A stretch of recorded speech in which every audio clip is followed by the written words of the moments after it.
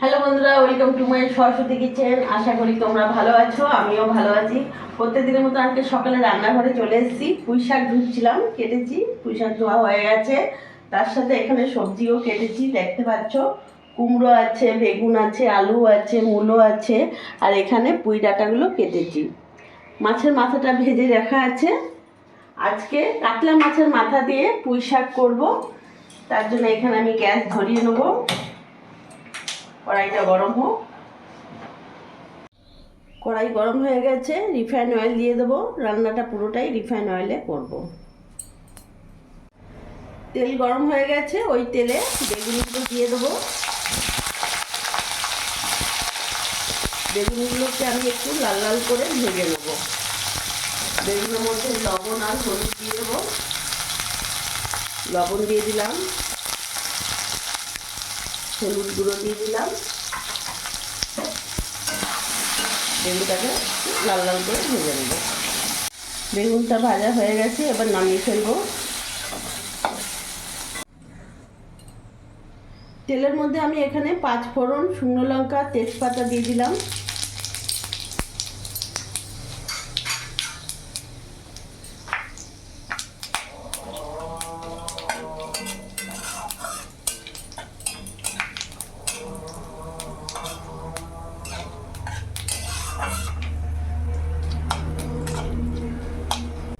ফোড়নটা ভাজা হয়ে গেছে, এখানে কেটে রাখা কুমড়ো, আলু আর মূলো আমি দিয়ে দেবো। আর এখানে যে পুঁই ডাঁটাগুলো আমি কেটে রেখেছি, এগুলোও দিয়ে দেবো।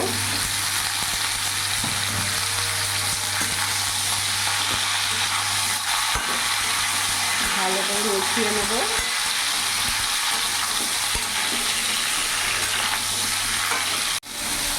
আমি এখানে এখনো লবণ হলুদ দিইনি, এমনি নাড়াচাড়া করে একটু ভাজা ভাজা করে নিলাম। এখন এক এক করে উপকরণগুলো দিয়ে দেবো।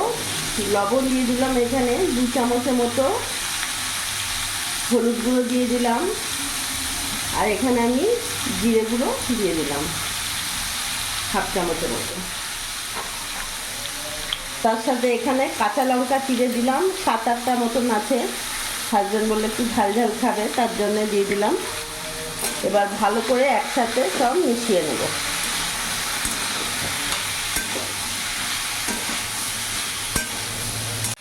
এরই মধ্যে ভাজা মাছের মাথাটা দিয়ে দেবো, ভেঙে দেবো। এই সবজিগুলোর সাথে একটু মাছের মাথাটাও ভাজা ভাজা করে নেবো একসাথে।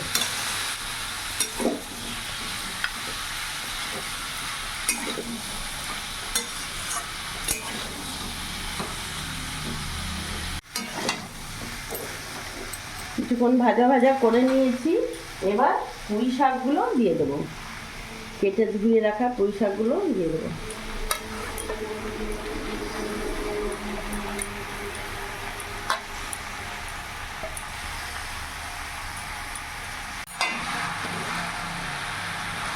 একটু ওপর নিচ করে নিলাম।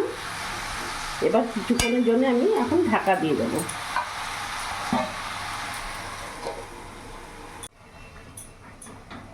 একদিকে ভাত হচ্ছে, আর এদিকে তো পুঁই শাকটা বসিয়েছি। দেখো কতটা কমে গেছে। আমি কিন্তু এখনো কোনো রকম জল অ্যাড করিনি।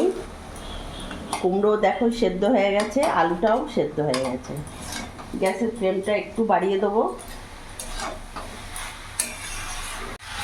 এবার এখানে আমি জল দিয়ে দেবো, তাতে পুঁই ডাঁটাগুলো ভালো করে সেদ্ধ হয়ে যাবে।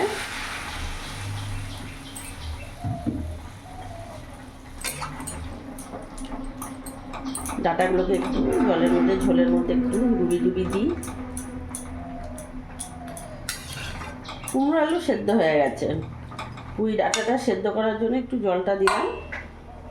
এবার ঢাকা দিয়ে দেবো, ভালো করে সেদ্ধ হয়ে যাবে।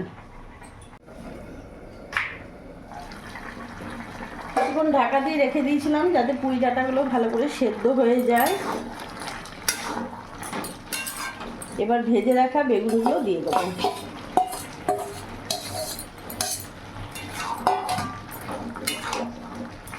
ভালো করে মিশিয়ে নেব।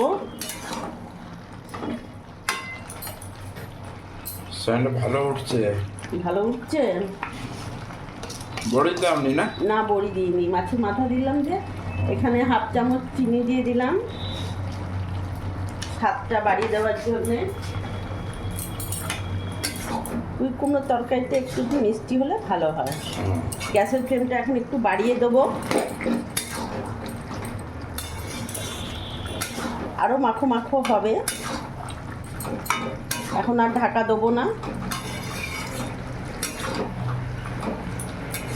দেখতে পাচ্ছ বেগুনগুলোও গোটা গোটা পিস পিস রয়েছে,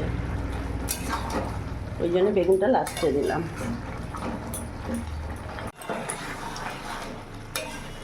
পুঁই ঘন্ট একেবারে রেডি হয়ে গেছে কাতলা মাছের মাথা দিয়ে।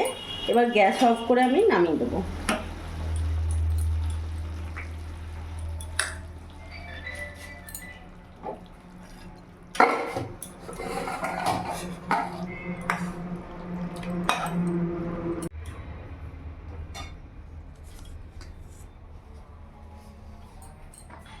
তো বন্ধুরা, আজকে বানিয়ে ফেললাম কাতলা মাছের মাথা দিয়ে পুঁই ঘন্ট। আলু মূলো কি কি দিয়েছি তোমরা পুরোটাই দেখেছো। দারুণ লাগে, যেহেতু মূলোটা দিয়েছি আরও টেস্ট বাড়িয়ে দেবে। এইভাবে তোমরাও একদিন করে দেখো, সত্যি খুব ভালো লাগবে। ভিডিওটা যদি ভালো লাগে প্লিজ লাইক কমেন্ট শেয়ার করে আমার পাশে থেকো, আর তোমরাও সবসময় ভালো থেকো।